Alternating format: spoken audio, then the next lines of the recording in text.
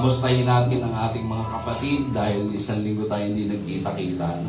Amen. Sabihin natin yung kapatid, kamusta ka na? Kaya bigyan natin yung mga kapatid natin habang kinakamayan natin.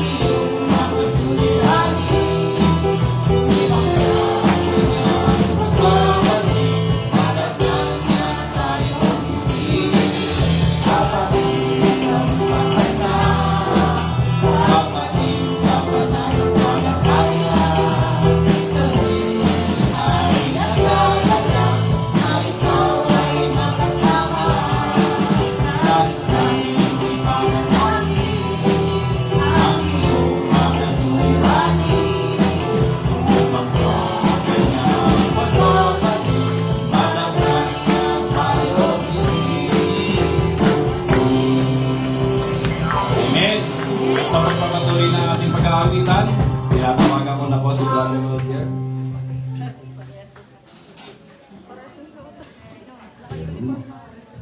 Yan. Good morning! Hallelujah! Handa na po ba tayo magpuri sa Panginoon? Ang taas ko lang dito. May tungtungan. Hallelujah! Hallelujah! Tayo pong lahat ngayon. Okay? Pakitabi nga yung mga katabi nyo. Okay? Shake your hands! Shake your hands! Okay? So ready na po ba tayo magpuri sa Panginoon? Okay? Hallelujah, Jesus. Tayo po ngayon ay aawit para sa Panginoon. Okay? Tinanggal natin yung yung mga natutulog na kalamnan. No? Para maibigay natin ang tamang papuri at pagsamba para sa Panginoon. Amen po ba? Hallelujah, Jesus. Hallelujah, hallelujah. Sige po. Hallelujah, Jesus. Awitin pa natin ang awitin na ito. At isigaw natin ang salitang hallelujah para sa Panginoon. Hallelujah, Jesus.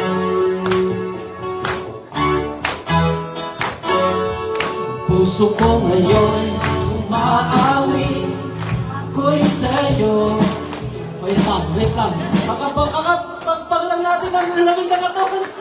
Decision, pagpag na. Hallelujah. Sige po, isa pa.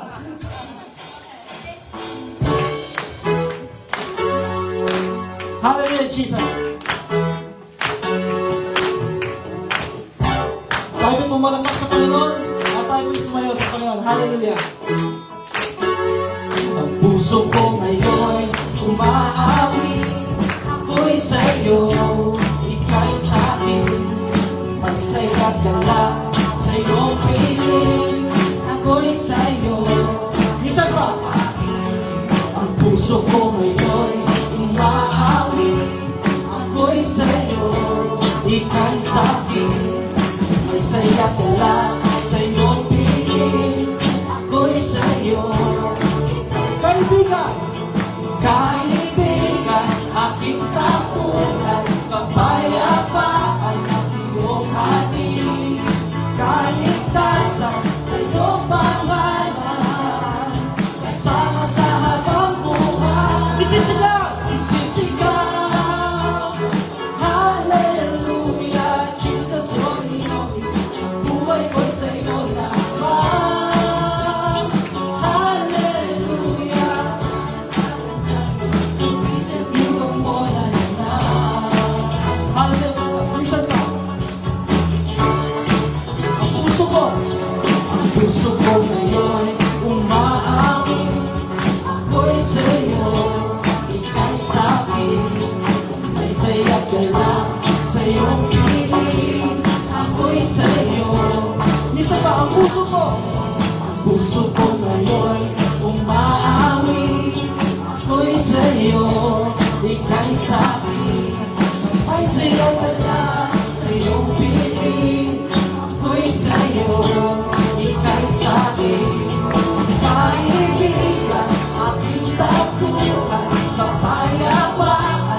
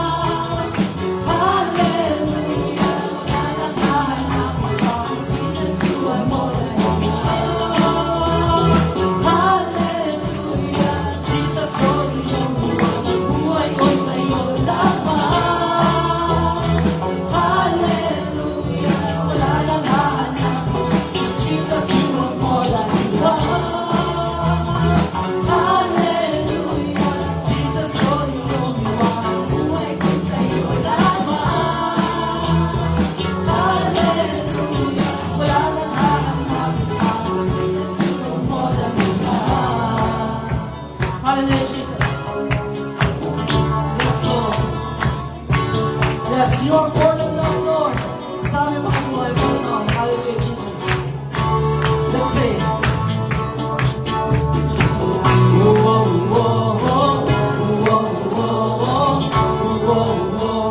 Jesus, you are more than enough.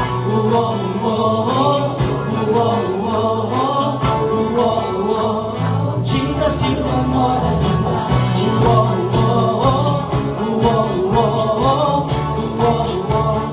Jesus, you are more than enough.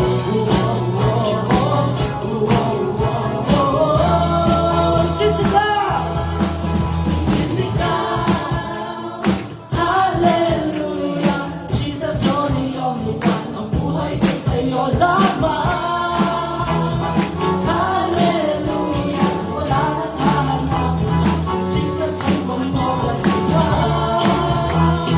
Hallelujah, Jesus, you're the only one. Ang buhay ko sa'yo lamang.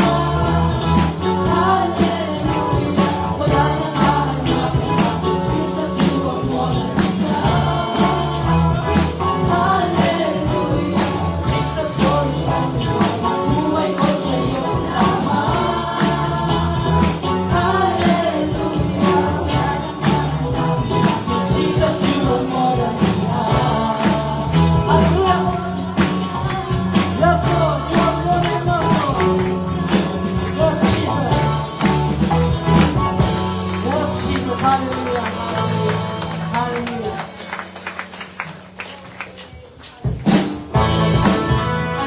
Yes, Jesus. Patuloy natin awitan ang Panginoon sapagkat siya ang ating kalakasan. Hallelujah, Jesus. Ikaw ang kalakasan. Ikaw ang kalakasan sa oras ng kahinaan. O Diyos, magpakailanman. Ikaw ang siyang sabigan ko, buong at siyang hulihan. O Diyos, magpakailanman. Isa pa, ikaw ang kalakasan sa oras ng kahinaan. O Diyos, magpakailanman. Ikaw ang siyang sabigan ko, buong at siyang hulihan ko. O Diyos, magpakailanman. Ikaw lamang ang kailangan. Pag-ibig mo walang hanggan. Sapat ang iyong biyaya sa bawat sandali. Ikaw ang lahat sa akin. Hallelujah! Minsan pa. Ikaw ang kalakasan. Ikaw ang kalakasan sa oras ng kahinaan. O Diyos, magpakailanman. Ikaw ang siyang sabigan ko, buong at siyang hulihan ko. O Diyos, magpakailanman. Isa pa, ikaw ang kalakasan. Ikaw ang kalakasan sa oras ng kahinaan. O Diyos, magpakailanman. Ikaw ang siyang sabigan ko, buong at siyang hulihan ko. O Diyos, magpakailanman. Ikaw lamang ang kailangan. Pag-ibig mo walang hanggan. Sa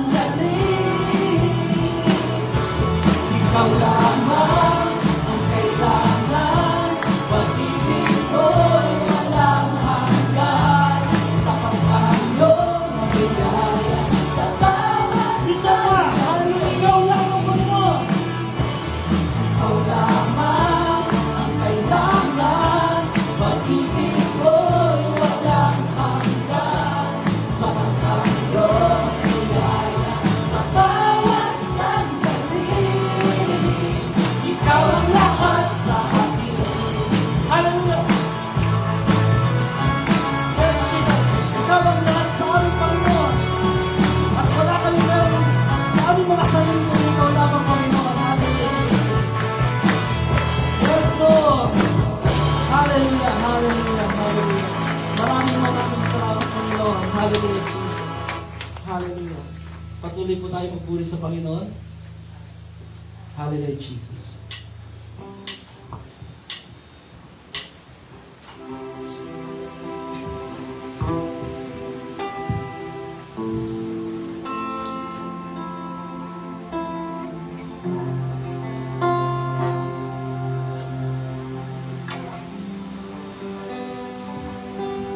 Awitin po natin ang awitin nito.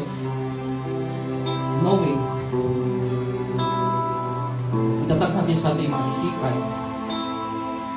isa lamang yung Diyos na nakakilala sa atin. Alam ang lahat ng ating lihim, alam ang lahat na meron sa atin. Hallelujah, Jesus. Kaya lumapit tayo sa Kanya, understanding na alam niya lahat. So wala tayong kailangan itago sa Panginoon. Hindi natin kailangan magkunwari, kundi ibigay natin yung nararapat para sa Panginoon at yung lahat-lahat sa atin. Hallelujah, Jesus. Puso ko'y iyong sinisiyasat,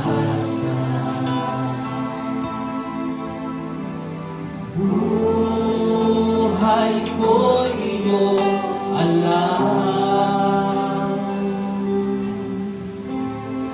Ang lahat kong lihim, O Yahweh, ay tiyak mo nga mapalaman.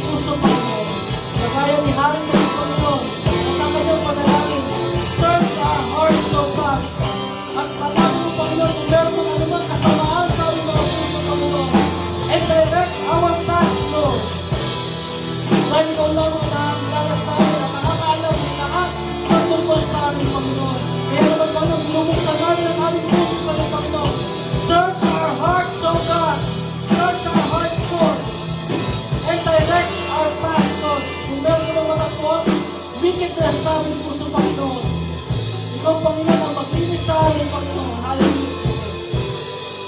Hallelujah, Jesus. Salamat, Panginoon. Salamat, Panginoon. Kilala mo ako. Ang lahat ng bagay ay binigay sa'yo. Salamat, Panginoon. Tinutuwid mo ako. Ikaw lang ang may ng aking patutunguhan. Salamat sa'yo, Panginoon. Salamat, Panginoon. Kilala mo ako. Ang lahat ng bagay ay dinigit sa'yo. Salamat, Panginoon. Tinutuwid mo ako. Ikaw lang ang may alam ng aking patutunguhan. Salamat sa'yo, Panginoon. Minsan pa salamat. Salamat, Panginoon. Kilala mo ako. Ang lahat ng bagay ay binigay sa'yo. Salamat, Panginoon. Tinutuwid mo ako. Ikaw lang ang may patutunguhan. Salamat sa'yo, Panginoon.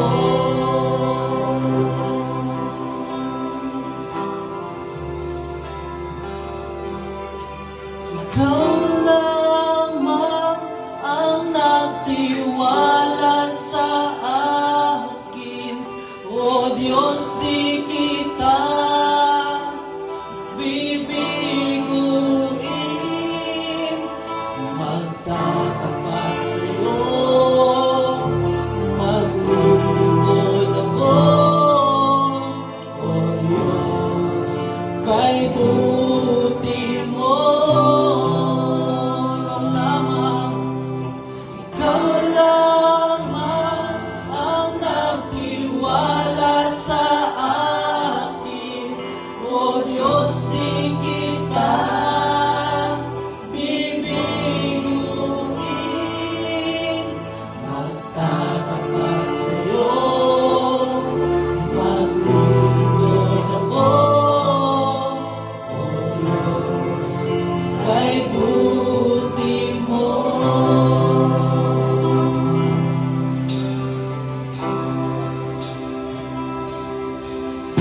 O Diyos, sa kabutihan mo, ako'y naririto upang magpuri sa iyo.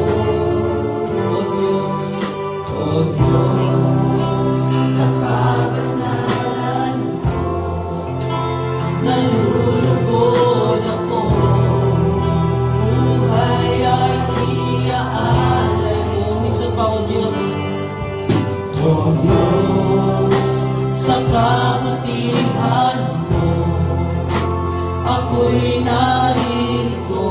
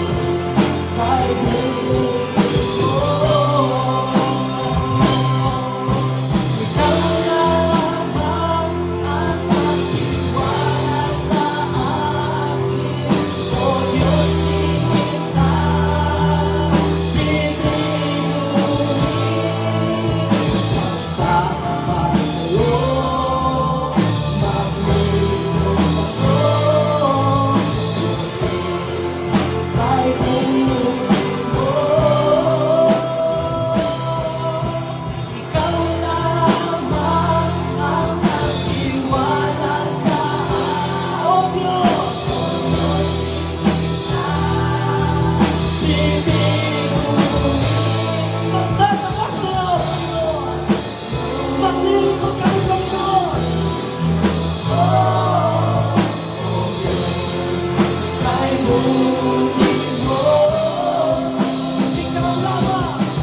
Ikaw lamang ang nagtiwala sa akin. O Diyos, di kita pipigunin. Tatapat sa'yo, maglilingkod ako. Kahit ulit mo. Hallelujah.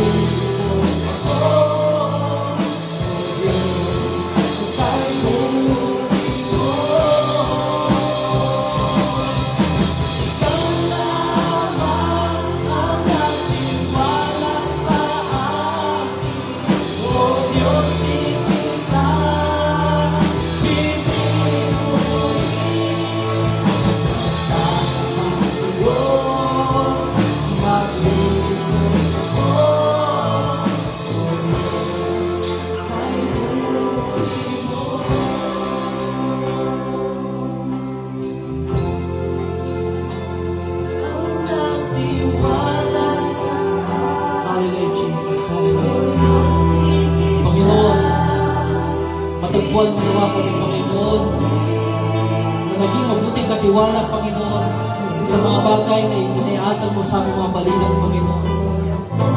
We may face personal struggles, Panginoon, habang kami sumusunod sa iyo, Panginoon, habang ginagawa namin ang mga ministeryo na iniatag mo sa aming mga balikat, Panginoon. Matagpuan nawa kami, Panginoon, na kami na pinagkatiwalaan ng mga bagay nito, Panginoon. Matagpuan nawang maging tapat, Panginoon, sa mga ministeryo ito. Sa aming mga sarili, sa aming mga kaibigan, sa aming mga pamilya, Panginoon, maging mabuting katiwala kami, Panginoon, sa ministeryo ito. Matagpuan nawa kami, Panginoon, na naging kagamit-gamit ang buhay nito, Panginoon, para sa iyo. Hallelujah, Jesus. Dahil ikaw lamang ang nagtiwala sa amin ang buong puso at lubusan, Panginoon. Nawa, Panginoon, na hindi ka namin mabigo. Dahil pinagkatiwalaan mo kami, kundi mapatunayan namin, Panginoon, na tama ang pagkakatawag mo sa amin, Panginoon. Mapatunayan naman namin sa iyo, Panginoon, na hindi ka nagkamali sa pagpili sa amin, Panginoon. Hallelujah, Jesus. Hallelujah. Minsan pa, ikaw lamang. Ikaw lamang ang nagtiwala sa akin. O Diyos, di kita bibiguin. Magtatapat sa'yo, maglilingkod ako. O Diyos, kahit buti mo. Ikaw lamang ang nagtiwala sa akin. O Diyos, di kita bibiguin. Magtatapat sa'yo, maglilingkod ako. O Diyos, kahit buti mo.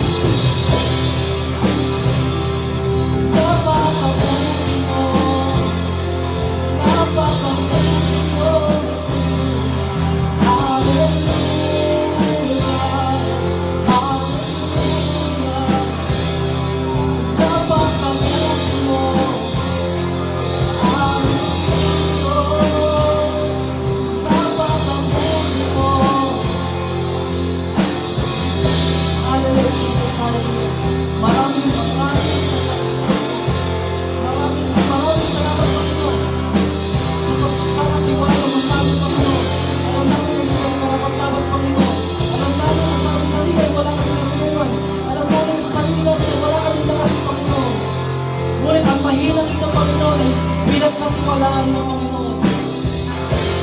Kaya naman ang aming dalangin, Panginoon, ay may kalikawan namin, Panginoon. Yung pagtitiwala ngayon, Panginoon, sa iyo. Maraming salamat, Panginoon. Maraming salamat, Panginoon. Nakakita ka, Panginoon, sa mga buhay. Tunay nga, Panginoon, ikaw ang aming Diyos. Noon, ngayon, magpapaliwanag. Maraming salamat, Panginoon. Hallelujah, Jesus. Ang lahat po ng ito ay binabalik natin sa iyo. Matamis na pangalan mo, Jesus. Hallelujah, Jesus. Tawag sa pangalan mo lang, Panginoon, sa lahat po ay magsabi na, Amen. Hallelujah, Jesus. Hallelujah. Yes, Lord. Hallelujah, Jesus. Yes, Lord. Hallelujah. Hallelujah. Everybody shout, praise the Lord. Yes, Lord. Hallelujah, Jesus. Hallelujah. Po, tayo pinadako na po sa susunod na buwan na programa po natin gawain.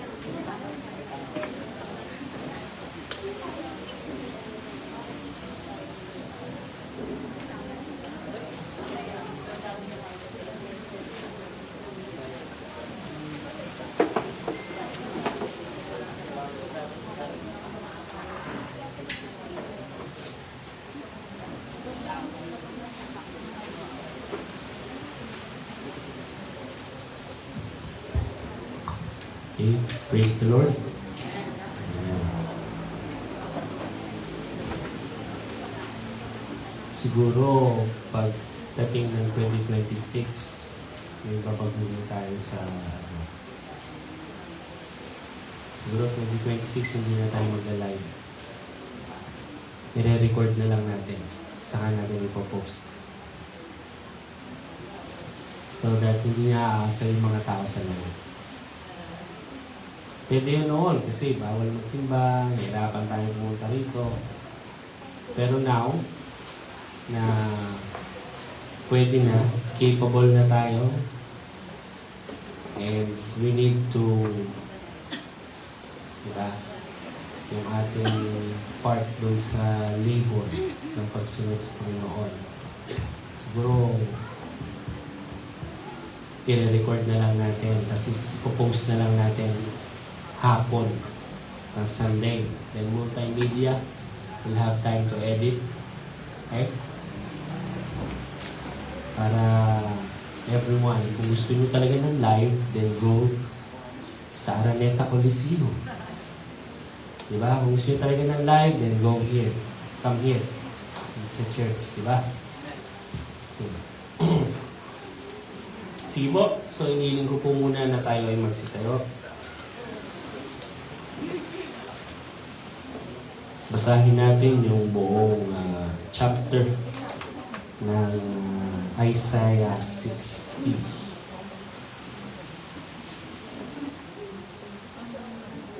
Nahirapan po ba kayong pumunta dito sa church?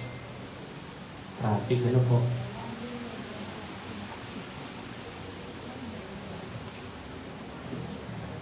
Kasi ay, ano po ba yun? Parada? Parada po, ano? Kasi kanina, akala ko prosesyon, naghanap ako ng santo. Wala pala. Parada pala yun. Puro drum and lyres. Sige po, isahin po muna natin. Isaiah 60. So ito po yung last theme for the month, for the year 2025. Ito po yung ating December. Ito po yung preparing the cities. Okay?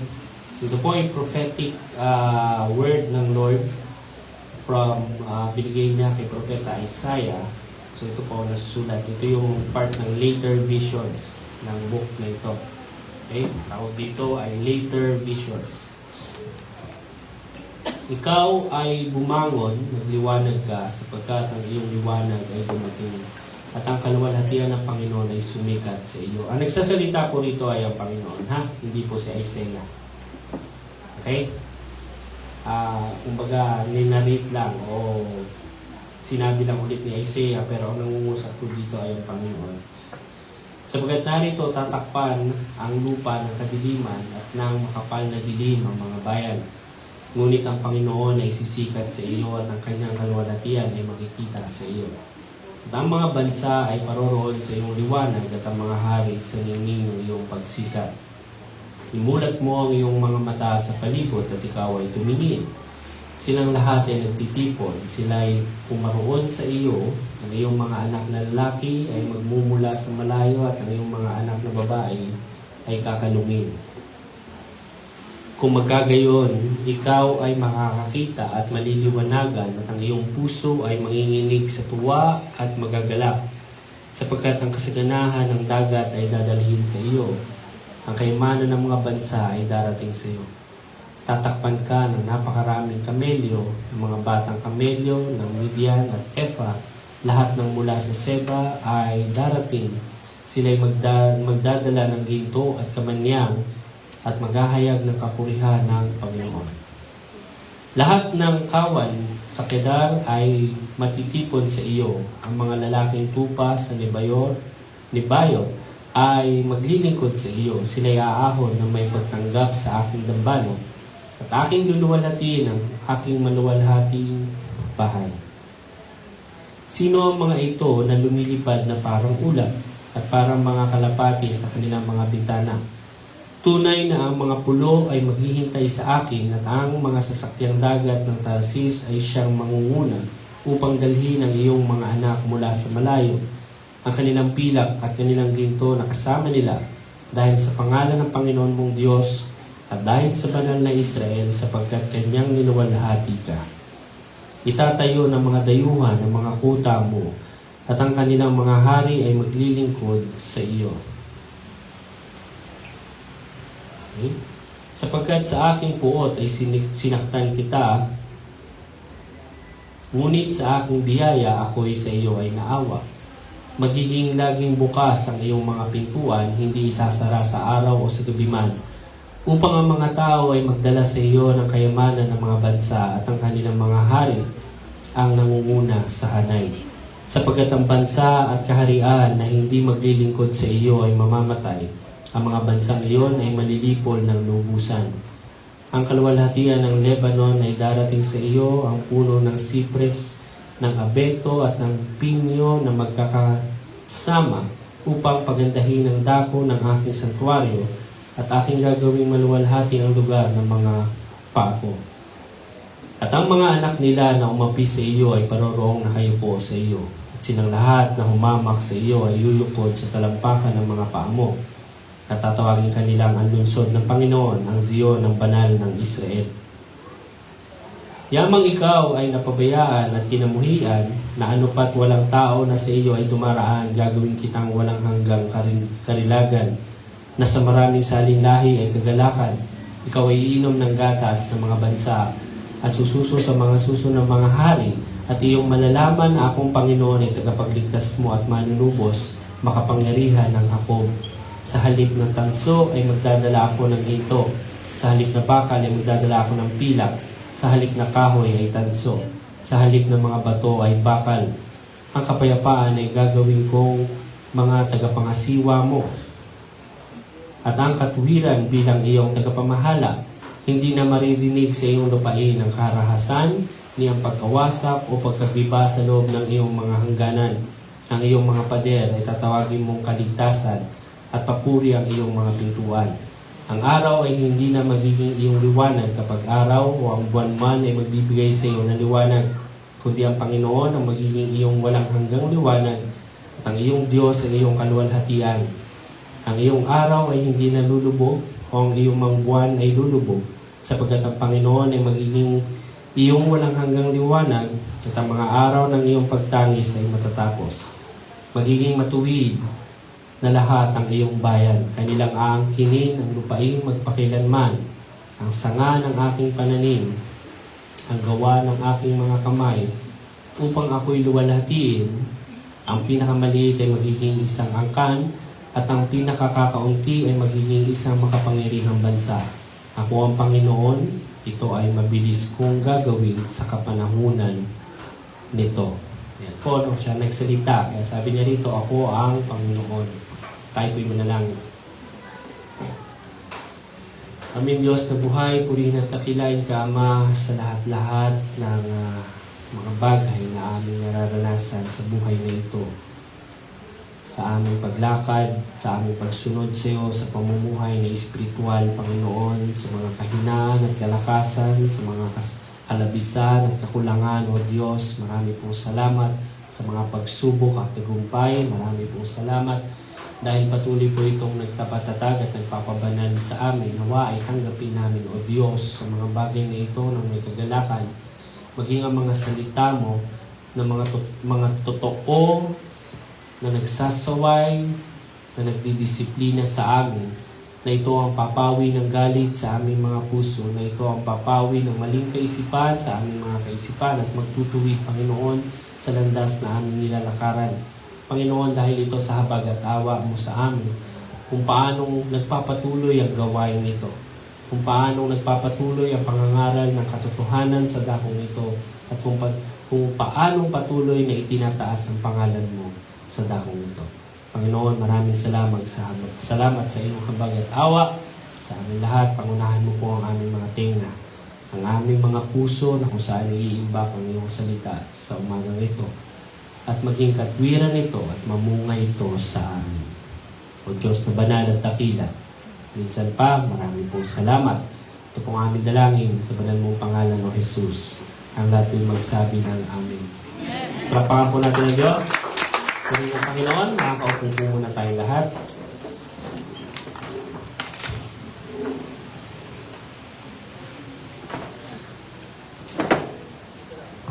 Yan. So, napag-usapan niyo po kanina yung... Ano na po napag-usapan niyo kanina sa Sunday School? Naintindihan ko po kung wala.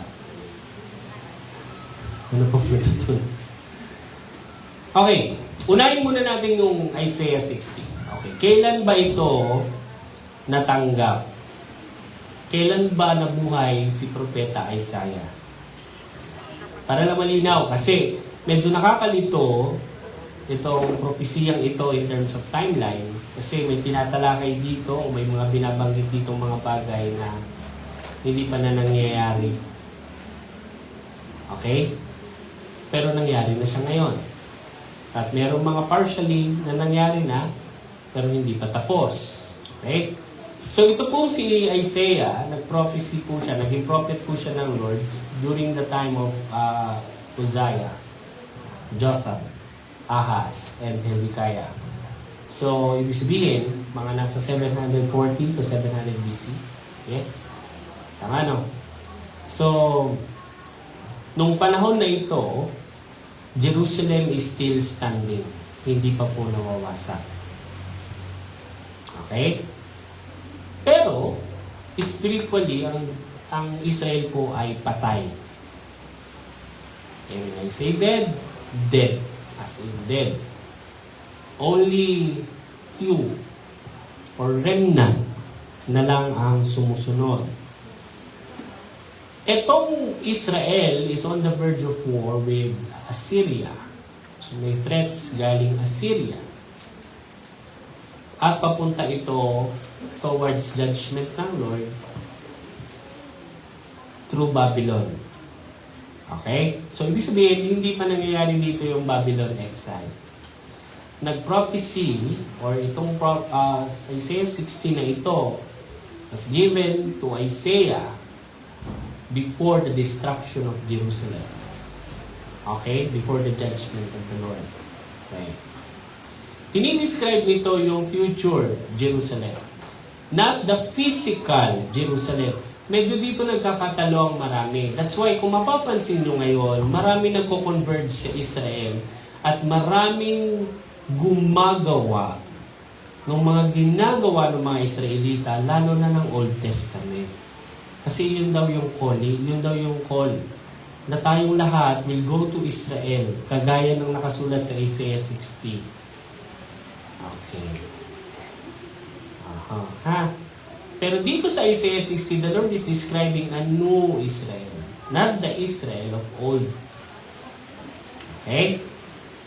Hindi po. Okay. Mamaya, babalikan natin yan. Ang nakalimutan ko, paalala niyo sa akin, ha? Okay. Now, itong Isaiah 60 na ito, ang sabi nila, this encourages the people of Israel kasi mangyayari sa kanila yung exile. At ina-address ng Isaiah yung pagkatapos na nung exile.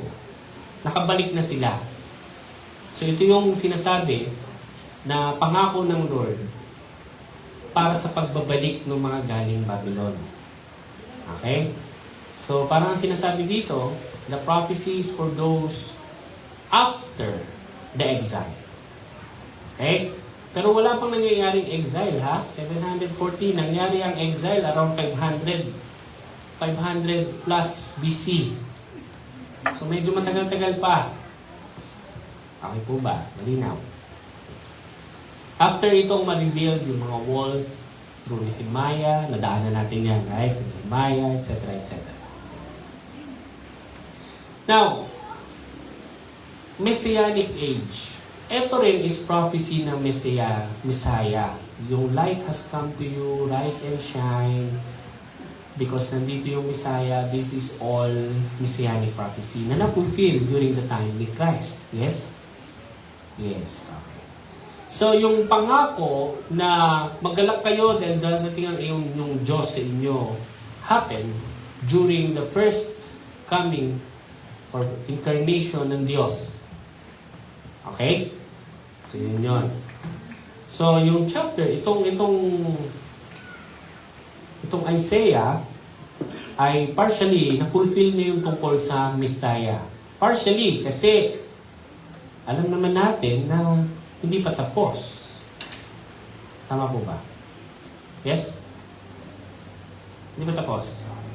So, meron din ditong minimension ng Lord na hindi na magugutom o hindi na mawala ng problema, magkakaroon na ng kapayapaan. And we all know, yan yung dinidescribe ng Lord sa Revelation to the New Jerusalem. Okay? Now, the New Jerusalem will be inhabited not by Jews, not by Gentiles, but not by Jews, not by Gentiles, by yung bagong Jerusalem. Sino ng mga citizen nun?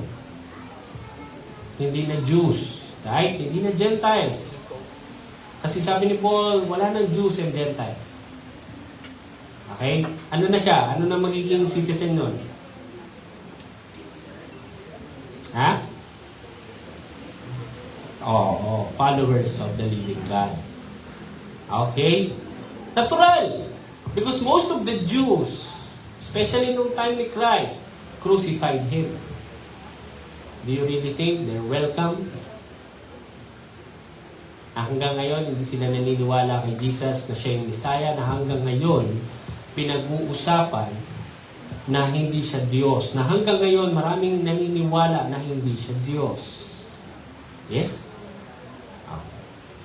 So, no, that's not the Jerusalem na tinutukoy ng Lord. At hindi yan yung Jerusalem na tinutukoy dito na pupuntahan ng mga bansa. Not the physical Jerusalem. By the way, the Prime Minister of Jerusalem, sino yun? Israel, sino? Is under corruption charges. Ano siya ngayon? Kumbaga may hearing. Corrupt din pala ito, sabi nila. Now, yung Messianic is bringing light. Of course, Christ, nakasulat John 8:12, He is the light of the world. Pag sinabing Gentile shall come to your light, ano yung sabihin nun? Through the gospel, of course. Acts 13:47. The wealth of the nation, ibig sabihin yung provision na ibibigay sa kingdom and sa ministry ng kingdom in advancing the kingdom. Okay, hindi literal na may dadating na barko na puno ng pera mula sa Singapore at ibibigay sa Jerusalem. Okay? That did not happen. Although during the time ng pilgrimage, right? Kaya nagkaroon ng Knights Templars. Kasi may mga pilgrims na nagbibigay talaga, nagdadala ng kayamanan sa Jerusalem, sa city. Now, ang problema, bago sila makarating ng Jerusalem, hold up na sila sa disyerto. Okay? Kaya maraming yaman na hindi nakapasok sa syudad ng Jerusalem. Kaya ang nangyari, nagkaroon ng Knights Templars to protect yung pilgrims.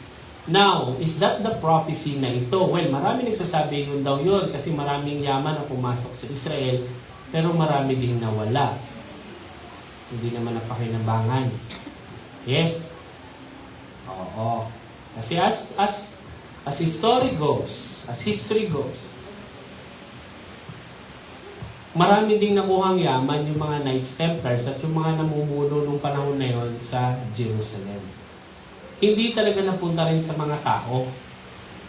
Parang dito lang sa atin, pag may bagyo or ondoy, katakot-takot na donations ang tinanggap ng Pilipinas all over the world. Yes?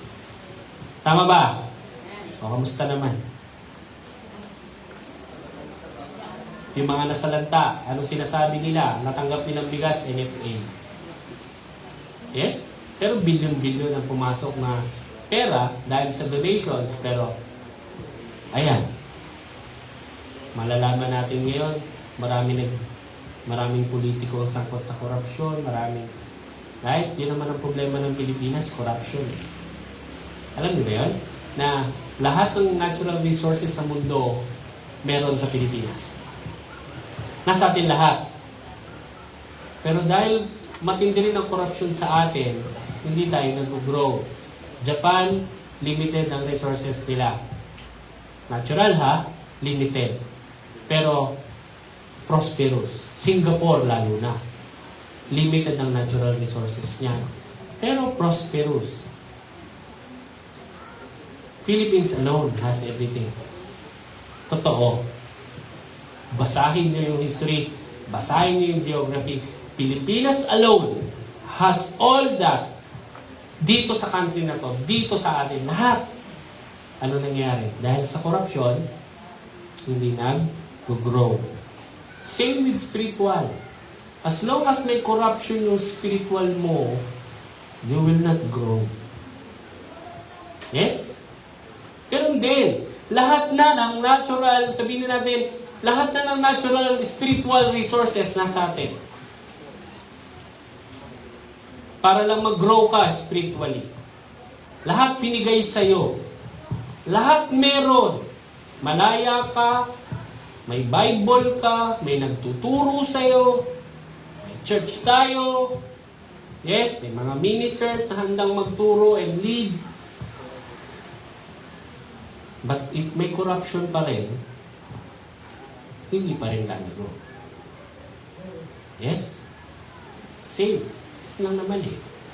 So, it's not about the abundance of resources. Hindi tayo pwedeng mag-away-away dahil ang feeling natin hindi tayo financially stable. Hindi natin pwedeng sabihin hindi tayo mag-grow spiritually because mahirap lang yung church. Hindi natin pwedeng sabihin hindi tayo nag-grow spiritually dahil walang pang-lunch sa church. Hindi natin pwedeng sabihin hindi tayo nag-grow financially dahil walang support sa church. No. We don't grow because of our own corruption. Na yun yung inaalis ng Lord. Okay? Kaya nga ano sabi, 1 Corinthians 3, hanggat may paninibugho, pag-aaway-away at pagkakakampi-kampi sa inyo, hindi kayo mga espiritual. Ano ibig sabihin ng Lord? Hanggat may ganyang korupsyon sa inyong mga isip at puso, that's corruption, mga kapatid. No, bunga yun. Yung paninibugho is fruit. Bunga yan. Hindi yan yung dahilan kung bakit ka nagkakaproblema sa Panginoon o sa spiritual mo. Bunga yan. Ibig sabihin may dahilan yan kung bakit ka nagkaganyan. At yung dahilan, yun yung corruption. Yes? Now, so napuntahan na natin yan. Ulitin ko po, Isaiah 60, hindi pa dito nagja-judge ang Israel, hindi pa sila pumapasok doon sa 70 years. Okay? Na pinofisay ni Daniel. Naalala niyo po yung Daniel? Wala na nakaalala na. Ang dami daw kasing computation doon, math yun eh. Ilang taon. Okay. Now, balikan po natin yung verses 1, 2, and 3. Yan po muna. Verses 1, 2, and 3. And I think ito yung topic ni Sister Ana kanina. Okay, sabi dito, well, gusto ko pong isama yung 59, 20 to 21, and then 60, 1 to 3.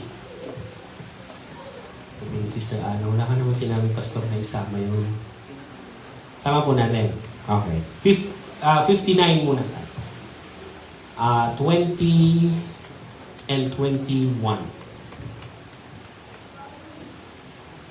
Okay. Sabi dito, ang isang manunubos ay darating sa Sion at sa kanila sa Jacob na humihiwalay sa pagsuway, sabi ng Panginoon.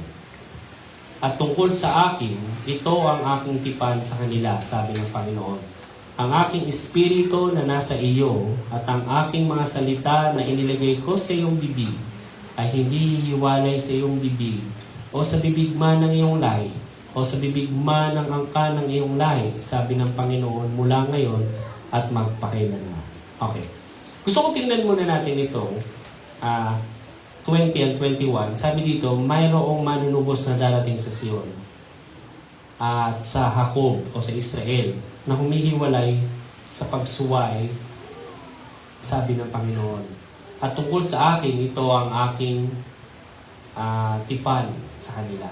Ano daw yung tipan? Ano yung tipan? Ano yung covenant dyan ng Lord? Sa verse 21. Ano yung makasulat? Ha? Ito ang tipan. Ang aking espiritu na nasa sa iyo. Okay? Ang kausap po niya rito, hindi si Isaiah, ha? Ang kausap niya rito, yung, ano? Sino? Sino? Sino kausap niya rito? Ha? Balikan niyo yung 20. Okay. So, ang kausap niya rito ay yung kanila. At sa kanila, sino yung kanila? Israel. Pero ang tinutukoy dito na Israel ay hindi yung Israel of old again. Kasi yung pagdating po ng Lord defines yung new Israel, not the old. Because the old, hindi na yun. Why? Kasi nga gagawa siya ng bagong covenant. Now, the new covenant, yun yung magiging new Israel. Yung makikipagkasundo sa Panginoon using the new covenant. Anong sabi niya sa Jeremiah? Gagawa siya ng panibagong kasunduan, hindi kagaya ng ginawa niya noon. Okay? Tama po ba? Okay, anong mangyayari doon? Okay, papalitan ng espiritu, etc. Yung puso magiging laman. Okay? At iuukit sa ating mga puso yung kanyang salita. Yes? Hindi ba ito rin yun? Verse 21? Pakibasa po. Verse 21. Hindi ba yan din yun? Pag sinabi bang iuukit, mawawala pa? So ano ibig sabihin? Yung espiritu na nasa sa iyo. Okay? At ang aking mga salita na ilalagay ko sa iyong bibig, hindi mawawalay sa iyong bibig o sa bibig man ng iyong lahi. Sino yung lahi? Tayo. O sa bibig man ng angka ng iyong lahi. Generation sa pinag-uusapan dito. Sabi ng Panginoon mula ngayon at magpakailanman. Now, if ito yung totoong Jerusalem, these people na may espiritu niya, at yung salita niya ay hindi mawawalay sa kanila, then, the question is, nangyari na ba yan? Nangyari na ba to?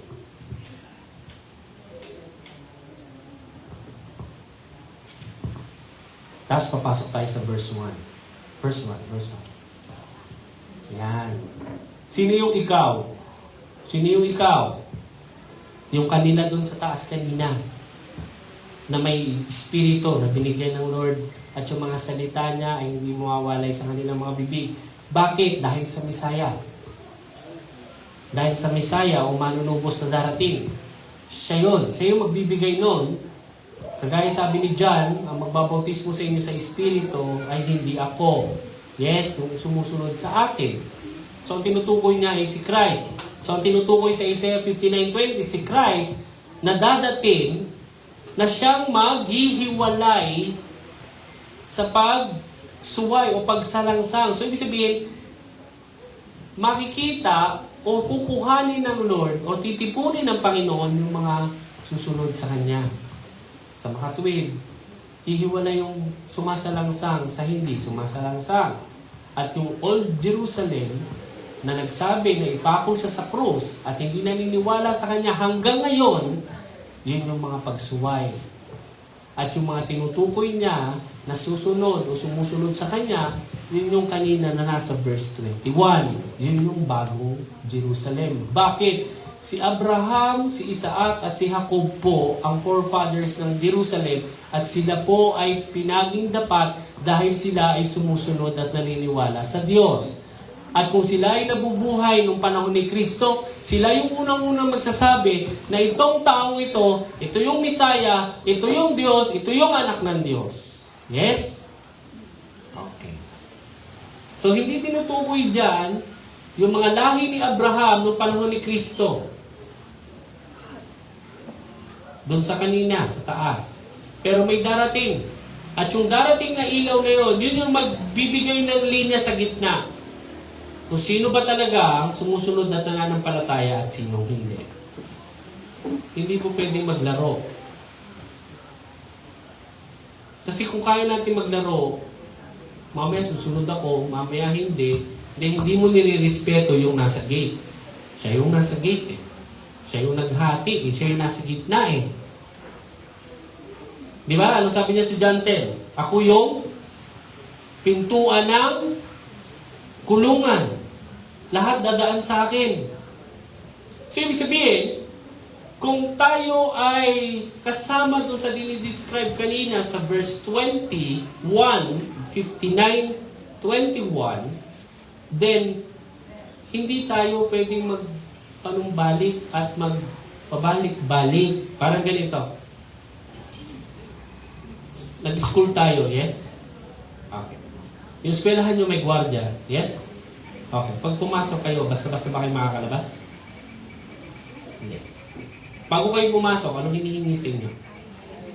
Kahit sabi mo, boss, kilala mo na ako araw-araw kung pumapasok dito. Yes, kilala kita. Pero ang patakaran, lahat ng papasok dapat magpakita ng objectivity ang tawag doon. Kahit katsukaran kita at alam mo estudyante ka dito, mayat-maya tayo nagkukwentuhan, susunod ako sa patakaran na dapat lahat ng papasok, hahanapan ko ng ID. Regardless kung kilala ko o hindi. Yes? Pag hindi ka hinanapan ng ID, okay ba sa yun? Ay, nakakatakot yun. Ibig sabihin, papapasok yung guardian nyo kahit walang ID yung tao. Hindi ba delikado yun? Sa mga subdivision. Di ba yung mga subdivision na higpit? Anong hinihingi bago pumasok? Lisensya, right? Kasi, kung ano man ang mangyari sa loob, pananagutan ng mga nasa labas na guardia. Tama po ba? Okay. So, pag may nangyari na kawan dyan, tapos may lalabas na truck, punong-puno ng gamit, tapos hindi tinanong kung bakit, saan galing yung gamit, walang permit yan, bakit naghakot, yung pala ninakawan na yung bahay, doon sinakay, tapos pinalagpas lang. Kasi maraming natutuwa na Uy, nakalusot tayo doon hindi tayo sinita. Uy, nakakatuwa yun, nakalusot ka. Pero ang tanong, ilan yung pinalusot? Hindi lang naman ikaw. So kung pinalusot ka, maraming pinalusot. At baka 1 o 5 dun sa pinalusot na yun. Iba ang plano. So natuwa pa tayo dahil hindi ginagawa ng mga tao ngayon yung kanilang trabaho. Kaya tayo, pag sinisita tayo, boss, yung ID mo, no, ID, tagal-tagal ko na rito nakatira, hanapan mo ba ako ng ID? Ginagawa lang nila yung trabaho nila. Ibig sabihin, committed sila sa security. So kahit kakilala ka nila, hindi, magpakita ka ng ID para malaman mo rin na ginagawa namin yung trabaho namin. Di ba makakatulog kayo ng may bingon? Hindi basta-basta. So ganun din, si Lord yung nasa gate. Now, upon entering that gate, tapos lalabas ka ulit to disobey. Babalikan mo yung buhay mo na disobedient. Sa tingin mo, pwede ka talagang makalabas basta-basta o makapasok, makabalik ng basta-basta? No, hindi na. Yung Diyos nyo yung gwardya. Yung Diyos nyo nagbabantay. Walang palalagpasin yan. Uulitin ko last time, sinabi ko, tolerant siya. But not in a way na akala natin na pinapalagpas niya. Siya ay nagkakaroon lang ng tinatawag na forbearance. Di ba? Mga magulang, anong mararamdaman nyo? Kunyari, yung mga anak nyo, right? Aalis, uuwi, hindi kayo binabate o hindi man na nagpapaalam sa inyo. Mga magulang, anong mararamdaman nyo? Kunyari si Jumbo, lalabas, kakain, lalabas. Kukuha ng pera sa wallet, Sister Jenny. Walang papaalam, lalabas. Uuwi kung kailan niya gusto. Pag uwi, wala man lang, good night, ma. Wala, diretso kwarto. Nandun ka, nadadaanan ka. Okay ba sa'yo yun? Si Jenny, okay sa'yo? Itali kita sa banyo para hindi ka makaalis. Sino okay doon? Ganun yung ginagawa natin sa Panginoon natin every time we go to and fro. Yung obedience and disobedience. It's as if, tulog si Lord. Tawid tayo, tawid. Pagbalik nyo, tara, balik na tayo. Tulog balik si Lord, balik na. No, He's not sleeping. He knows. Ang problema, kahit nakikita niyo siya, nakikita niya kayo, patay mali siya tayo na, hindi tayo napansin. Would you really want that? No! Forbearing lang siya. Pero sabi nga dun sa last time, darating yung time ng paghuhukom. At nakalista naman yun eh. O ilang beses ng cross? 10 times. Nakasulat. So tayo, magugulat tayo balang araw, ay, pinagtara pala. Pag binuksan yung mga aklat, ay, may nagtama pala. Kala ko nakalusot ako. Kala lang natin. No? Kaya sabi ko dun sa sinunod last time, it's either you commit or not. It's either you commit or you don't. Yun lang yan. Walang partial. Why? Huwag nyo lang pahirapan yung sarili natin. Kasi if we don't really commit, gagawa lang tayo ng mga excuses. Gagawa lang tayo ng mga dahilan at kasinungalingan. Para lang hindi natin magawa yung bagay na pinapagawa sa atin ng Lord. Yes? Pero kung committed tayo, the only mindset, sabi nga kanina sa Filipos 2, yung binasa natin, magkaroon tayo ng ganitong kaisipan. The only mind is to obey regardless. Gawa ko yun ng paraan. Right? Hindi po pwede yung kung hindi tayo committed kasi ang gagawin lang natin is to produce reasons and excuses and justifications para lang hindi natin magawa. Yun yung point. Now, it's either you commit lang naman o hindi. Dalawa lang naman yan. But wala sa gitna. Kasi yung nasa gitna, yun yung naglalaro. Akala niya, ngayon committed ako, bukas hindi na. And yung commitment niya nakabase sa kondisyon o sa mga sitwasyon o yung mga bagay na inaasahan natin. Like for example, resources. Yes? Well, in fact, itong prophecy na ito talks about wealth. After the Messiah. for those who believe. Hindi po ito literal na syudad na papasok yung mga kayamanan. No. It's not even talking about those things. Pero sasabihin nyo, Pastor, may nakasulat na ginto. May nakasulat na tanso. May nakasulat na ganito, pilak, etc. etc. Would you really believe na itong mga bagay na ito will still matter if you truly committed to the Lord? Talaga bang itong mga bagay na ito ay hihintayin natin munang dumating bago tayo talaga sumunod sa Lord? O dadating ito pag sunod mo o habang sumusunod ka sa Panginoon? Nakasulat sa propesiya dito is you have been converted and you have been member of this kingdom, and then saka ka magpo-prosper. Kaya nga, seek ye first the kingdom of God and His righteousness. Yes? And all these things shall be added unto you. Kaya nga, ang sabi ng Lord, seek first. Ibig sabihin, prioritized. Ibig sabihin, commit to this first. Hindi pa pwedeng partial commitment na magkukumit ako as long as yung gusto ko, mayroon ako. So that is one issue na dapat maunawaan natin that it will not happen. Nasabi ko rin nung nakaraan na kung ano yung binibigay mong dahilan o justification para hindi ka makasunod sa Lord, yan din ang ibibigay sa iyong problema ng Diyos. Diyan ka rin makakaproblema. Okay? Okay. For example, ako, hindi po ako makakapunta o meron po kasi akong commitment sa work, etc. Hindi naman makakaproblema ka sa trabaho mo. Hindi po ako makakapunta kasi yung jowa ko po nag-iinarte. Magkakaroon ka ng problema sa relasyon mo. Diyan ka magkakaroon ng problema. O, ako minsan ginagawa ko to sa trabaho. Sabayin ako ng Panginoon. Pinagsisihan ko na naman. Malinggiring. Ano yung sabihin nun? Nagpapanggap may sakit. O ang tawag doon, may sakit-sakitan.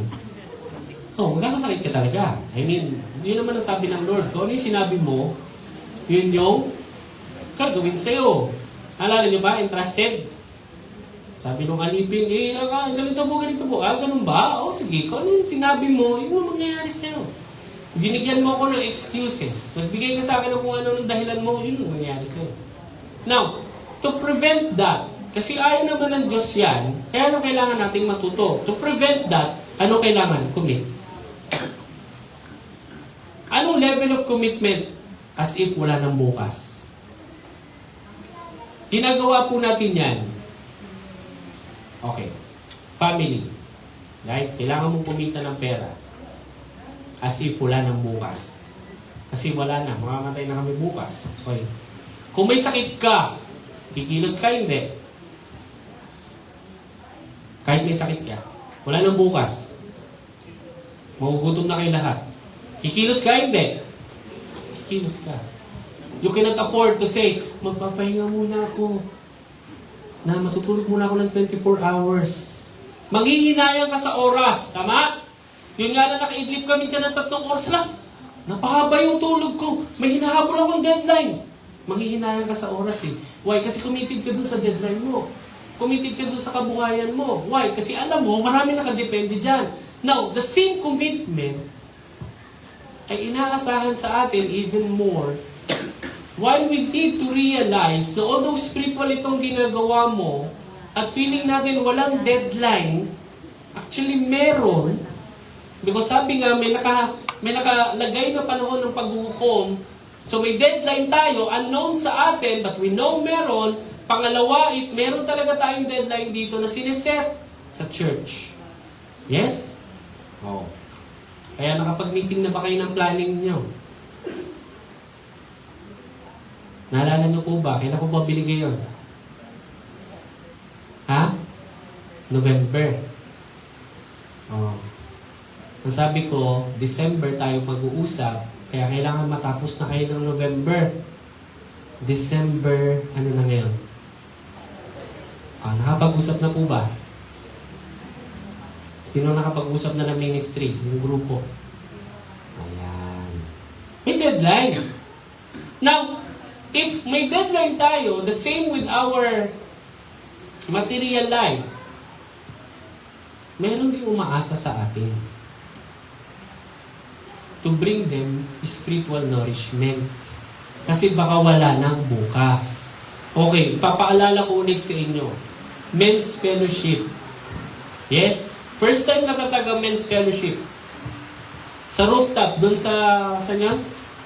Robinson Homes. Yan. Andun kami lahat.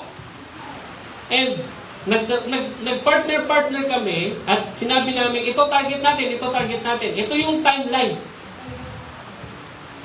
Kinakailangan pang mamatay na 2 target bago kami magising na kailangan na pala natin gawin yung dapat natin gawin. Oo, noon pa. Pero yung umaasa sa atin na 2, patay na. Yung isa, hindi na natin kasama nagsisimba rito.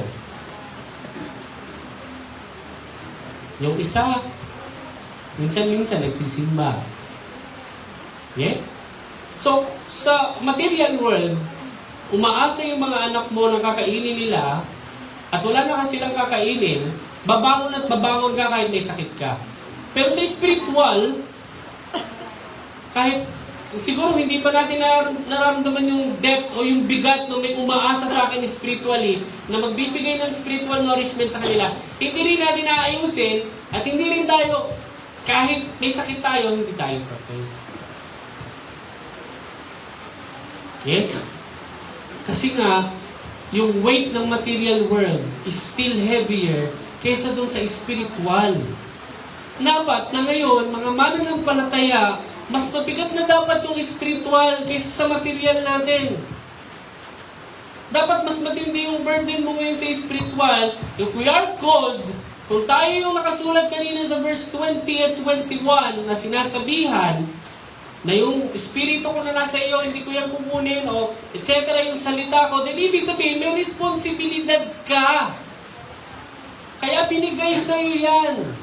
Kaya yung kaloob ng Lord na kaligtasan, may responsibilidad ka dyan. Okay? Ano? Ay ano? Ibibigay mo sa iyong lahi at ibibigay mo sa, ano pa? Angka ng iyong lahi. You have the responsibility to ensure na yung lahi mo, I'm not just speaking about yung iyong kamag-anak o yung iyong mga kadugo, but lahat ng kaluluwa na iniligay sa iyo ng Diyos. Yun yung lahi mo. Dahil pare-parehas na tayo ng lahi. At sabihin mo pangu ka. Yes? So, if that's the case, paano?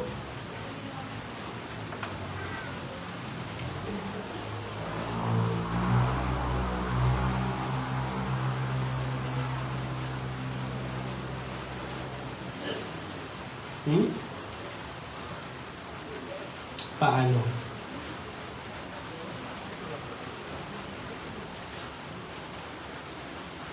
Yung greater glory.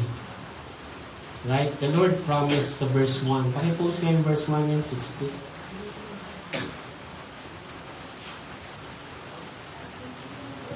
Ayan. Ikaw ay bumangon, sumilang ka, sapagkat ang iyong liwanag ay dumating at ang kaluwalhatian ng Panginoon ay sumikat sa iyo. The glory of the Lord is upon you.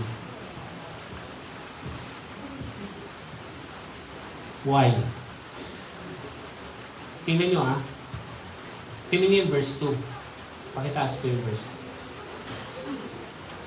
2. Verse 2 po, pakitaas. Sabi dito, kinakailangan mangyari yung verse 1. Why? Sapagkat narito, tatakpan. Future tense. Yes? Ang galing, no? Prophecy, which is futuristic. Pero ang ginagamit na tense is future din. So, future. Sapagkat narito, tatakpan ng kadiliman ng lupa at ng salimuot ng dilim ang mga bayan. Ngunit ang Panginoon ay sisikat sa iyo at ang kanyang kaluwalhatian ay makikita sa iyo. Kasi yun yung mangyayari muna sa verse 1. Kailangan muna mangyari yung 1. Okay, so verse 1, balik tayo sa verse 1. Okay, yung verse 1, dumating yung liwanag, sumilang ka, inuutos yan dun sa mga nananampalataya sa Diyos. Hindi yan inutos sa bansa. Inutos yan sa mga nananampalataya. Na kahit iutos ko yan sa bansa, hindi naman lahat susunod. Ang susunod pa rin dyan, yung mga nananampalataya sa Diyos. Yes? Okay. So, ito, sabi dyan, ikaw ay bumangon. When we say bangon, bakit kailangan mong bumangon? Ano ba itsura mo? The Lord is not talking about, ano dito ha? Katatayuan. The Lord is talking about posture. Posture. Pag sinabing posture, ano ibig sabihin nun? Show me your posture. Kung paano ka umupo, yan yung posture mo. Yes? And how you sit tells me something about you. Posture. Paano yung posture ng mga atleta na makikipagkarera? Pag sinabing ready, anong posture? Ha? Ganun. Ready, set. Ay, makikipagkarera kayo. Oh, alam namin. Oh, ulit. Ready, set. Ganun yung posture. Paano posture? Makikipagkarera kayo. Ready, set, go. Nangyari. Okay. It's talking about posture. Buwangon ka. It's talking about your spiritual posture. Are you sleeping or are you awake? Are you awake, but are you aware? Okay, ba kasi yung gising ka pero hindi ka naman aware? Yes? Iba yung tulog. Pastor, saan magkukwalify yung antok? Papuntang pagtulog yun. Hindi maganda yun. Now, hindi naman porket gising ka, you're ready and you're aware. No. Kaya anong sabi rin ng Panginoon? Darating siya na parang magnanakaw. So you have to be aware. Kaya siya nagbigay ng mga signs. Because you have to be aware. Kaya may 5 birhen na hindi nakapasok because they're not aware. They know na may paghuhukom, but they're not aware. They're not prepared. Yes? Kaya anong sabi ng Panginoon? Kung kayo ay alipin ng inyong Panginoon at hindi sinabi ng Panginoon nyo kung kailan siya babalik, anong gagawin mo? Hindi ba't ikaw ay pupunta sa tarangkahan? Magdadala ka ng ilaw para abangan mo yung pagbabalik ng iyong Panginoon dahil hindi mo alam kung kailan siya babalik. At ikaw ay mabuting alipin. So gusto mo, pagdating ng Panginoon mo, nandoon ka at sasalubungin mo yung Panginoon mo. So, ang tawag sa'yo, you're not only awake, but you're also aware. Now, maraming awake, but not aware. That is why kailangan yung salita ng Diyos manatili sa bibig mo so that every time, pwede kang magturo. So that people may be aware. So, ibig sabihin, may aasa talaga at aasa sa'yo spiritually. Yes. And that would spell eternal damnation or eternal salvation. Hindi katulad ngayon. Ang problema lang natin pagkain. Pero bumabangon ka kapag alam mong wala kayong kakainin. Kahit masakit katawan mo, bumabangon ka. Pagkain ang pinag-uusapan natin to. Pero pag pinag-uusapan natin ang kaluluwa, relax tayong lahat. So, nasan yung compassion? Nasan yung mercy towards these souls? Now, kung nandito palagi tayo thinking about ourselves, paano ako lalago? Naibibigay ba ng church yung gusto ko? Then you're not here to grow.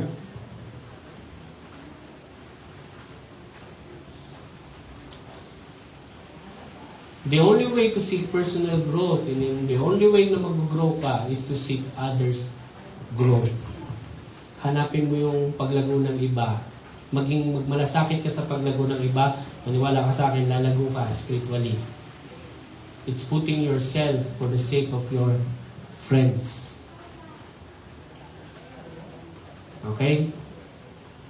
Kaya nga, binago ng Lord yung utos. Kaya nga may bago ng utos. Ano sabi?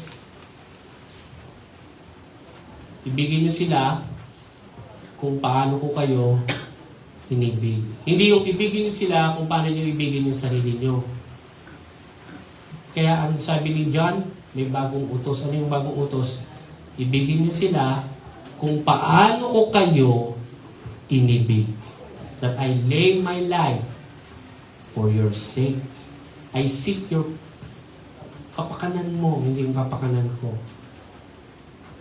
And that's the only satisfaction na meron, and that's the growth. Diyan ka lalago. But if you always look at yourself, kakayahan mo, kakulangan ng ministry mo, then palagi ka na magrereklamo. At ang tanging bunga na magkakaroon ka, galit. Galit ang magkakaroon ka sa puso mo. Hinanakit. No. Always remember, yung mga apostol nga, pinalis ng walang pera. Yung mga apostol nga, sasabihin natin, hindi naman modern yun. Wala silang jeep, hindi nila kailangan magbayad ng tricycle. Yun na nga ang point. Walang jeep, walang tricycle. Lakad. I'm not saying maglakad tayo. But never akong siguro nakarinig ng reklamo doon sa mga yun. Even kay Paul.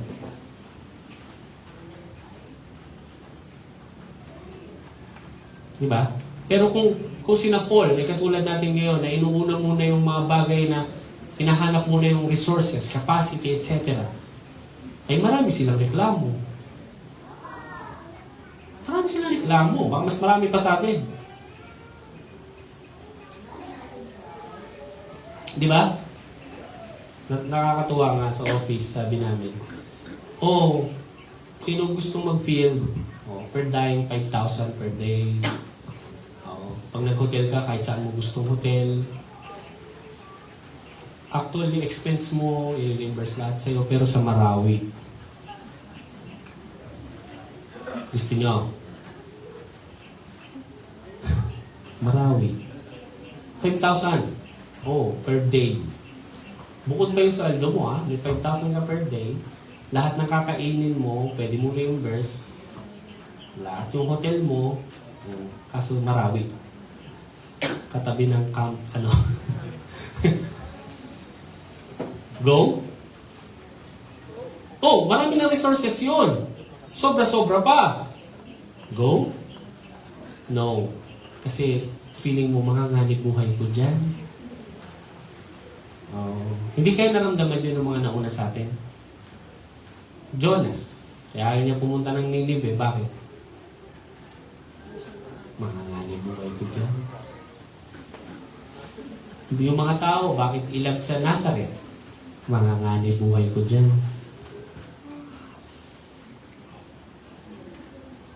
Kung yun yung isang dahilan, talagang magre-reklamo yung mga nauna sa atin, lalo na si Pablo.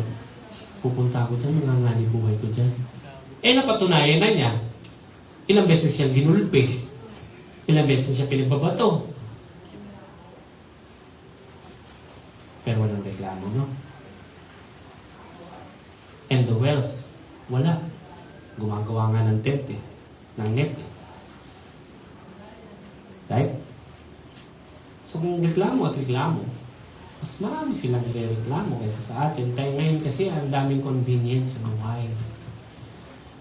Ang problema kasi ganito, most of us, ito I hope hindi ito nangyayari sa atin. Instead of relying sa Holy Spirit, we rely kay Holy ChatGPT. Yes? Instead of writing, instead of doing the completeness ng iyong outline with the guidance of the Holy Spirit, ChatGPT. Now, pag tinanong mo, anong laman ng ginawa mo sa ChatGPT, hindi mo naman ma-explain. Now, darating ba ang time na AI na ang magtuturo sa atin? O, pakinggan po natin si ChatGPT. Ito po ang prompt. Okay, explain to us Romans 1. Magpi-play siya dyan, tapos may robotic na boses na magtuturo sa atin. Just because the pastor, sa sobrang convenient, sa sobrang ganda ng technology, hindi na siya magtuturo. Yung screen na lang. Darating ba yung time na gano'n? Yes. Hindi imposible yun. Kasi ngayon pa lang, totally dependent tayo sa mga ganyan. We don't even know kung corrupted ba si ChatGPT or not. Hindi natin ginagawa yung due diligence natin in checking kung factual ba yung nakasulat. Especially spiritual. Because alam natin, ang gumawa nito, hindi naman si Lord. Yes? At ang gumawa naman ito, hindi mga Kristiyano. At hindi ako maniniwala na yung gumawa nito, walang sariling personal na agenda kung bakit niya ginawa yan. Yes? Oo. So, how can we trust something other than the Spirit of the Lord? Ngayon, hindi na uso yung aral. Why? Because instantly, I can generate sa cellphone. Instantly, I can download. Wala nang aral. Ang problema, kada haharap kay pastor, mali. Nabasa ko po, ganito. Ay, mali yan, brother. Oh. Yun po nakasulat kay ChatGPT. Mali nga. Hindi po yung po talaga nakasulat kay ChatGPT. Mali nga. Mas magaling ka pa kay ChatGPT, pastor. Ako niya yung problema doon. Oh. Until such time, ChatGPT becomes the voice of God. Siya na yung pinapakinggan mo, right? Ingat. Yan naman sinasabi ko, ingat. Now, pag sinabing arise, again, ibig sabihin, stand up, position yourselves, assume your calling, stop living at the background. Stop being passive Christian.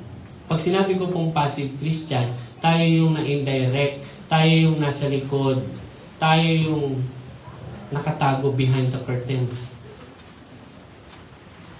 Yes? Hindi pa pwede yun. Hindi emotion ang ina-address dito ng Lord. It's not being encouraged or motivated. It's being spiritually ready. Firm. Nakatayo. Aware. Parang gwardya. Pag sinabi namang shine, o magliwanag ka, ano ibig sabihin nun? Hindi ibig sabihin nun magpaputi ka. Or it doesn't mean create your own light. Ang ibig lang sabihin nun, reflect the light that is.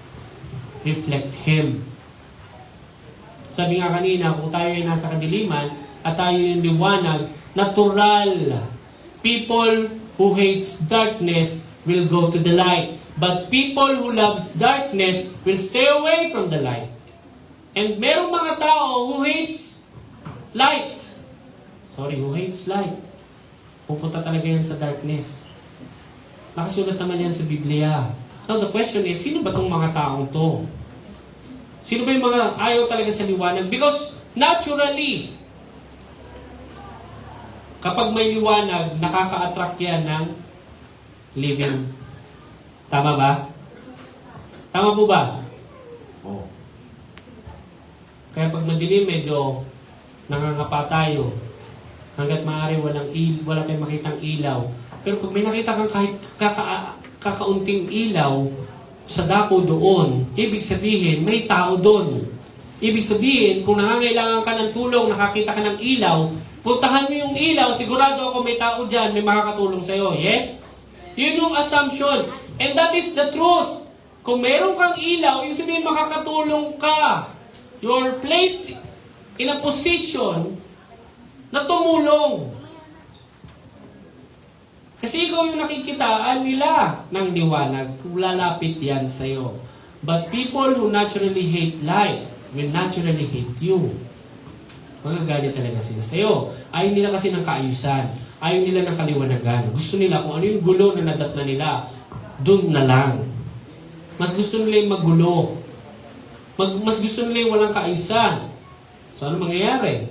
Ayaw nila sa'yo. Kung paano nila ginulpe si Pablo at pinalaya sa kanilang lugar, ganun din yun. Because the people, ayaw nila nung liwanag ng Diyos.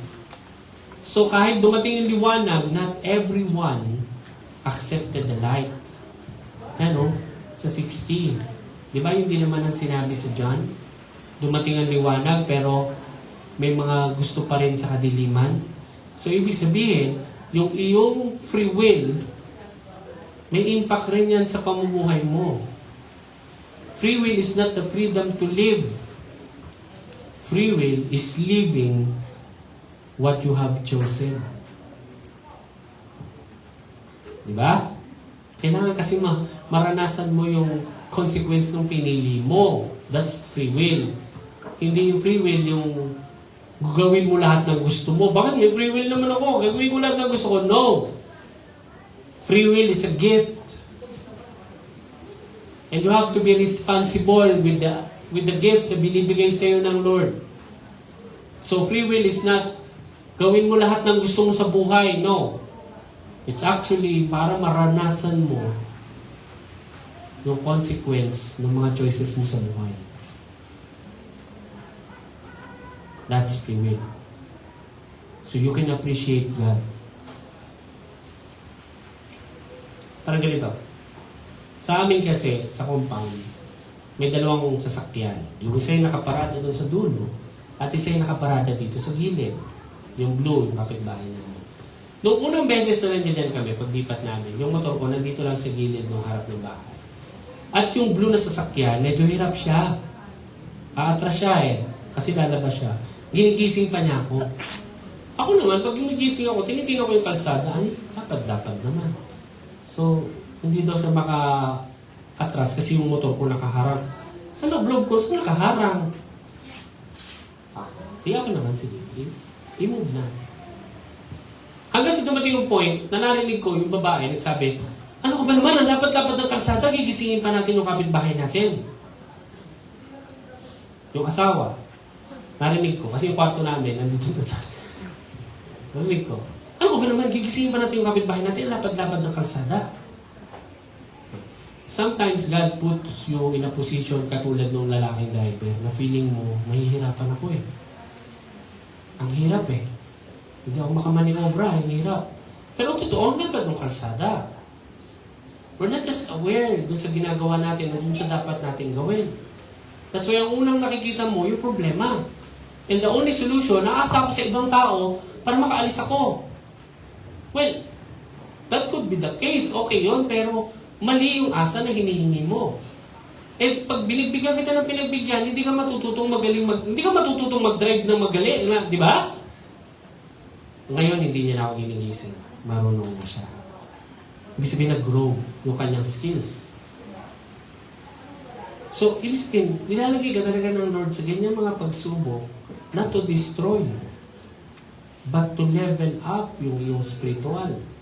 Kaya lang ang problema, nakikita natin yung problema. Yes? Ang dapat naman ng kalsada. So ngayon, ang ginagawa niya, pinanood ko siya.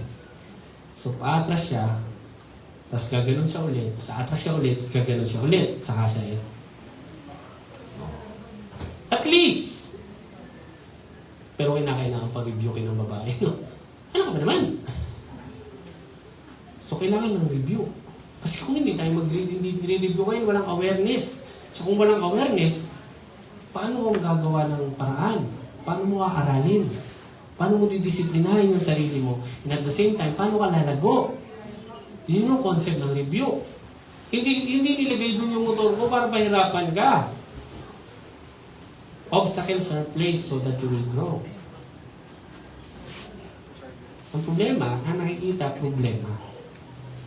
And yun yung kinakailangan matutunan natin. Yan, tinatawag na arise.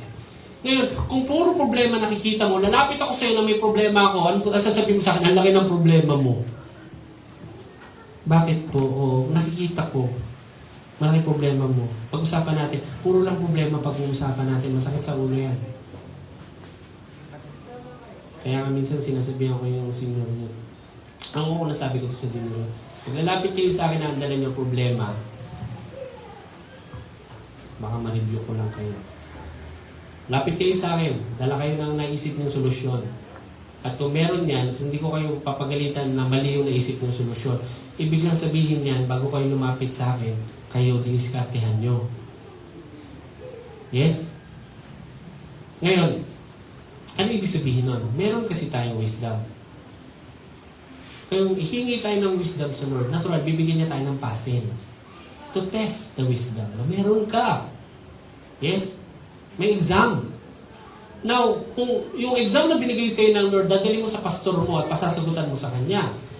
Kaya naman sagutan niya ng pastor mo. Ang point ko, tututo ka ba? O ako magsasagot niyan para sa'yo. O, kaya mamaya sa SABS, magpapalabunutan tayo. Yung mabubunot, siya yung magpa-facilitate ng SABS. Siya yung sasagot. Ito yung sagot dyan. Oo. Kung mabubunot si Sister Jing ang tatayo at gagawin niya yung role ko. Ano sagot nyo? Mali yung sagot nyo. Sino pa? Yan. Sila yung magpa-facilitate nyo. Ito yung interpretasyon niya. Ito yung aral. Yan o. Sabay, tama ba, Pastor? Ito ang aral dyan. Tama ba, Pastor? Yan. So, pipili tayo mamaya. Lahat ng pangalan isasubmit natin maliban sa junior youth. Hoy, wala na natin mamaya. Linggo-linggo na po ito. Kinakailangan ilagay ang obstacle niya. Actually, yun niya. Obstacle. Yes? Pero para tayo dyan, lalong matuto. Okay? Okay po ba? Agree? Okay, pakisulat po lahat ng pangalan na nag-agree para mamaya... Hindi nag-agree. Huwag niyo ako susulat dyan, ha? Hindi ako nag-agree, ha? Okay. Sabi dito, prior to light, darkness.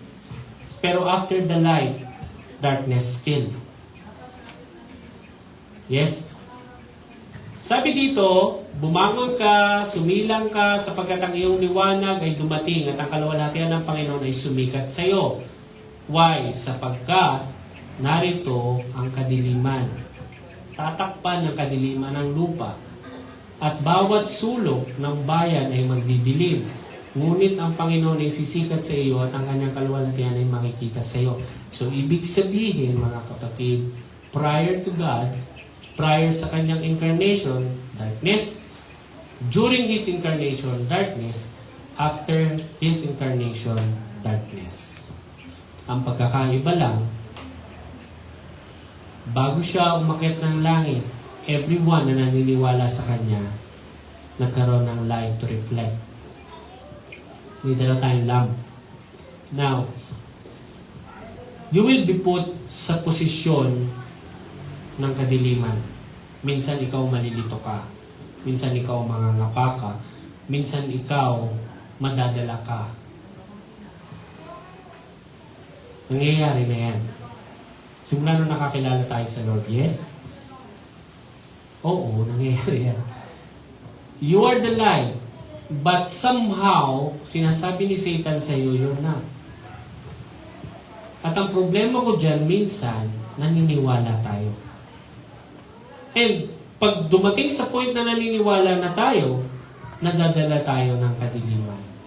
Until such time, ma-review ulit tayo. Now, okay yung cycle na ma-review ka at magigising ka. Ang problema, hindi ka consistent na gising. Hindi ka consistent na aware.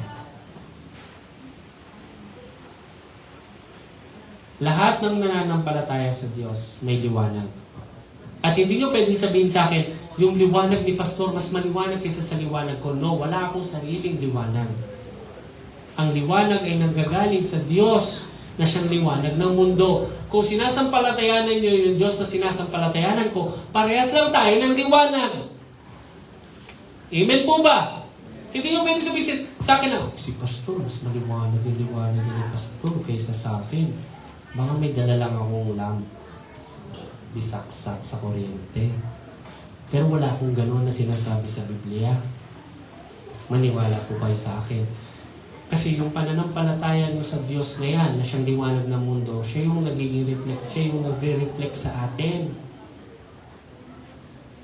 Kaya hindi po pwedeng magkakaiba tayo ng liwanag. Tandaan niyo po yan. Isa lang Diyos ang sinasampalatayanan natin. At siya yung source ng liwanag. Tayong lahat, wala tayong sariling liwanag. Kung hindi pa tayo mananampalataya sa Kanya, wala tayong liwanag. Parte tayo ng dilim. So, nung tayo ay nagliwanag dahil sa pananampalataya natin, pare-parehas tayo. Pastor, paano yun? Hindi tayo pare-parehas ng pananampalataya. Okay, may mahina at mas may mahina. Pero yung liwanag kasi, hindi naman yun dahil mahina yung faith mo sa Lord.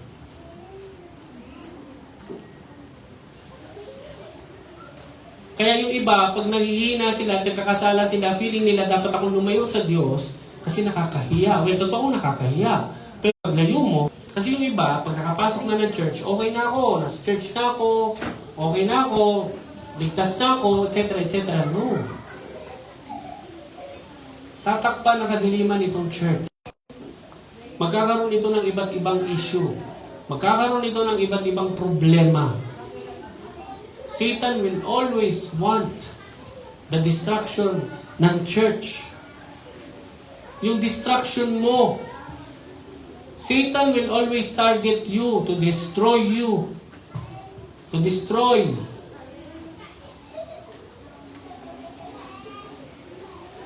Palagi yan. Hindi naman siya tumitigil eh. Consistent pa siya. Masipag pa siya. Something na lacking sa atin. Consistency at sipag. Hindi siya nagre-relax. Again, something na lacking sa atin. Kasi tayo, lagi tayo nagre-relax. Ang problema sa atin din, ulitin ko ulit ha, kapag nagka-problema, ang mananampalataya, nakakalimutan niya na lahat. Yung salita ng Diyos, yung comfort ng Lord, yung encouragement ng Lord, nakakalimutan natin. But behold, hindi aalis yung liwanag na yan. Sa verse 1, hindi siya aalis. Nandiyan na siya for the longer, hanggang magpakailanman, sabi kanina doon sa binasa natin. Pagdating na sa verse 3, at ang mga bansa ay paparoon sa iyong liwanag. Yes, marami kasing mga kailangan yan.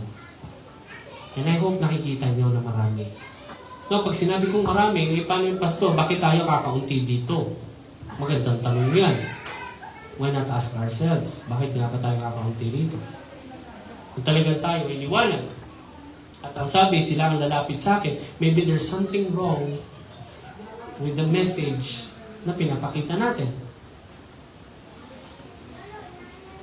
Nung tinawag tayo sa pagiging mananampalataya at hindi lang mananampalataya, nung itinalaga niya tayo, nung pinili niya tayo at itinalaga niya tayo upang mamunga, baka may problema doon sa mensahe na nakikita naman sa atin.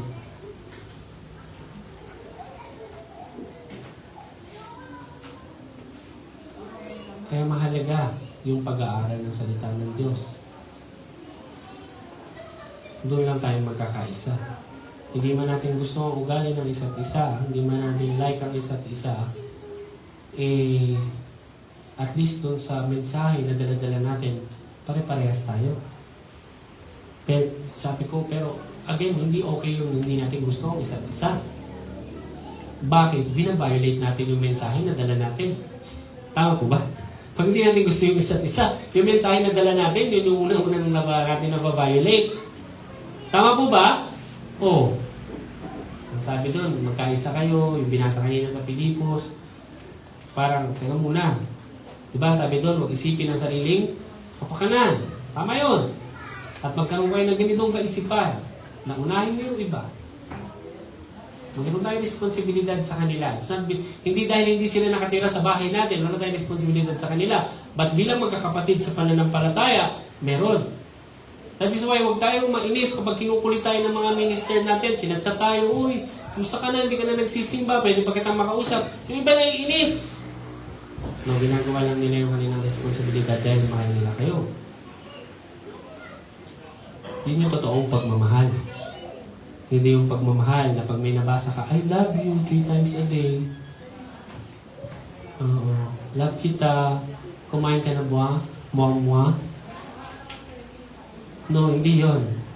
Hindi yon. Kung yun ang hinahanap mo, ilang beses ka nang sinabihan ng ganyan, and yet until now, heartbroken ka pa rin. Yes? Ilan na sila nagsabi siya, ang ganda-ganda mo ngayon. Pag nakikita kita, naalala ko ang buwan. Butas-butas.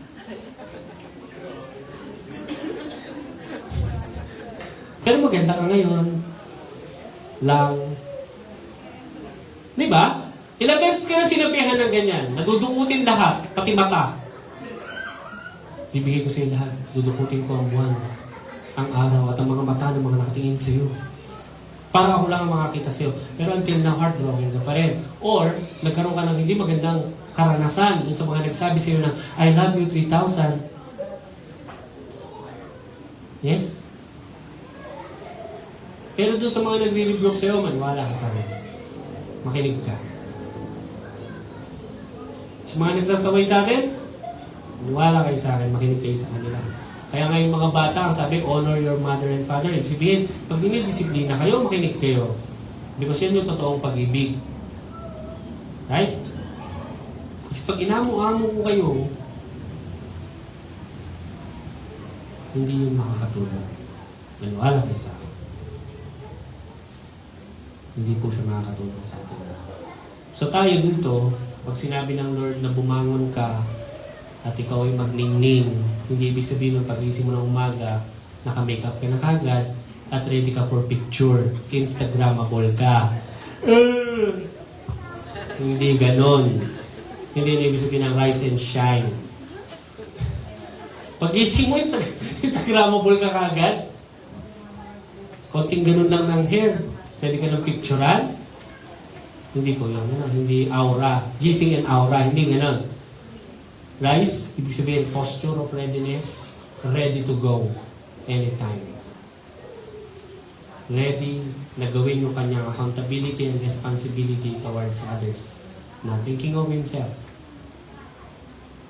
Yun yan. Piniling ko po na magsitayo ang bawat isa.